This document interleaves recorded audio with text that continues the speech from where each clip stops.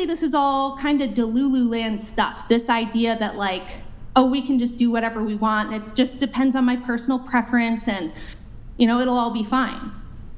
So, I mean, a lot of what Andrew tries to get you guys to think about is what you want on a personal level is not the only question here. It's not the only moral question. It's not the only thing to consider. There's a greater good. Society has to work together as a whole. So I know I just threw a lot at you, but does anybody have anything they want to jump in on? With me specifically, my mom actually had to hide her pregnancy because in Thailand, when you are found out that you are having a baby or has a baby, you have to stop working completely and you're expected to take care of the child, and then later your expected child is supposed to help support your family. Okay. I mean, I'm not sure if I would say that's good or bad. There are some like ethical issues or concerns I would have when we're discussing like kind of Christian societies versus non-Christian societies, and that's like a whole other topic. But in general, I would say that pregnant women, nursing mothers, mothers of young children should be at home with those children. If you look at the statistics in 1940, only about 6% of American women who had children under 5 worked outside the home. Mm-hmm. Now that number is like 58%. It's like super high. Most little babies and little children's moms spend most of their day at the office. And as a mother, 95% of all the time you'll ever spend with your child is gone by the time they turn 18. You don't ever get those years back. You don't ever get to do that over. You don't ever get that time. So to me, you're taking a precious, finite gift that you have. You're taking this limited time of your life, a short time in your life that you get to spend raising your own children, and you're giving it away to somebody else, some $11, $12 an hour daycare worker, because you think being at the office is more important. And I understand completely that we're brainwashed and propagandized to think that. I was told all the time, from the time I was little, you have to go to college, you have to have a career, you have to have your own money, because if you don't, what do they say will happen to you? If you don't have your own money, if you don't have your own job, what's going to happen? You'll get trapped. A man could abuse you. What if he leaves you? What if he dies? What if he cheats? But nobody ever asks, wait, what if I spend all of my years going to college to be a surgeon, right? I want to be a neurosurgeon, like a really important job. I'm shooting for the stars. Nobody ever says, well, wait a second, what if you get in an accident and your arm gets broken and you can't do surgery? Or what if you get arthritis and you can't use the scalpel anymore? Like, what if your eyesight goes bad and you can no longer perform surgery? Nobody fearmongers women about all the things that can go wrong when you base your whole life around your career. They only fearmonger women about what could go wrong if they base their life around being a wife and mother. And I just think you guys probably don't ever get a chance to hear anybody say that to you, so I wanted the chance to say it. I actually really appreciate hearing a different perspective, and I feel like you're very well knowledge, so it's very interesting what you have to say. So thank you. I just wanted to say that. Yeah, thanks. I'm glad that you guys want to listen. But if anybody has an objection or a counter argument, or you're listening to me and you're like, well, wait a minute, but what about this, Rachel, or what about that? I'm happy to hear it if you have any objections or other thoughts about that.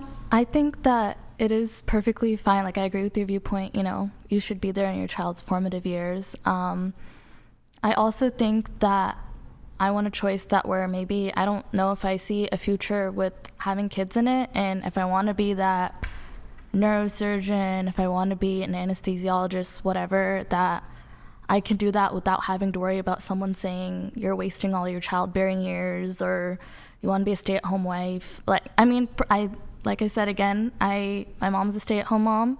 I love her. I think being a stay-at-home mom's amazing, but I also think that a lot of women, their mothers weren't allowed to have the choice to do what they want or be who they wanted because they were raising them. And I think that if they, maybe they don't want kids and they do want to pursue their career goals, that they should be free too. Okay, so you guys were talking earlier about South Korea and how it has the lowest birth rate on planet Earth right now, which it does. It's 1.6 child per woman.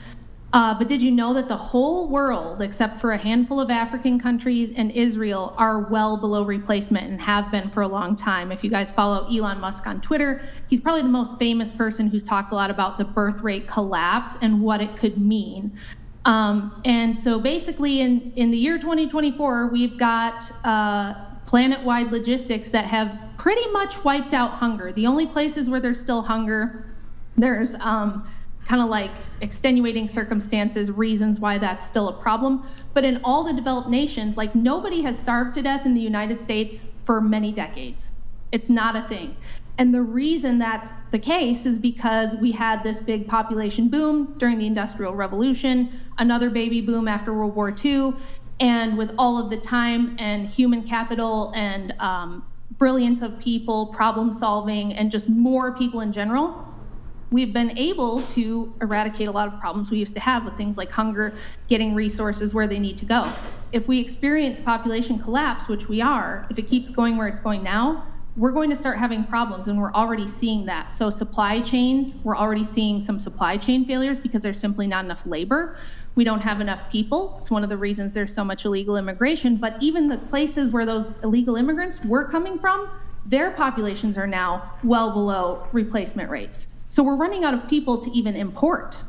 Places like Japan and Canada don't have enough young people to support the elderly populations. There's just not enough young people to, pay into the social security system or work at nursing homes or work in senior health care to take care of the elderly.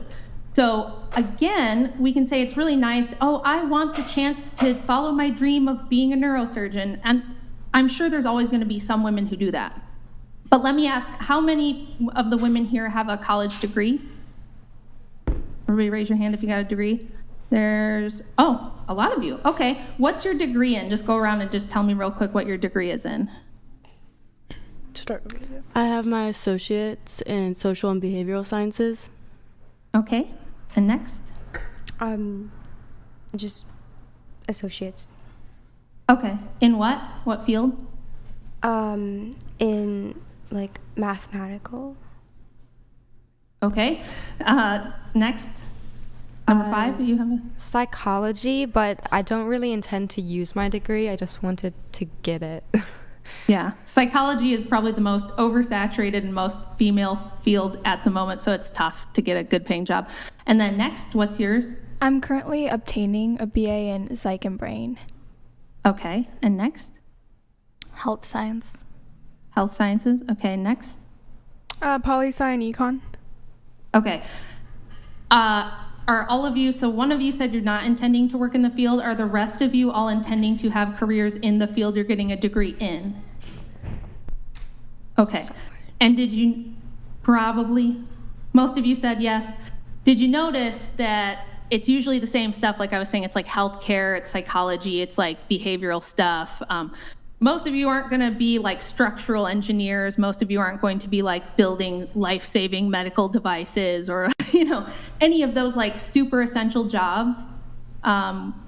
Nursing, there's some things you could argue are pretty essential, but men could do those jobs too. So why would it not be smarter to have all of you ladies here, if we had raised you different, if we had raised you to say, being a virtuous woman who is a good mother and a good wife and a good caretaker and a good member of the community, you're doing all the community stuff women used to do, like organizing community functions and church things and programs for kids and just all those support roles that women used to do.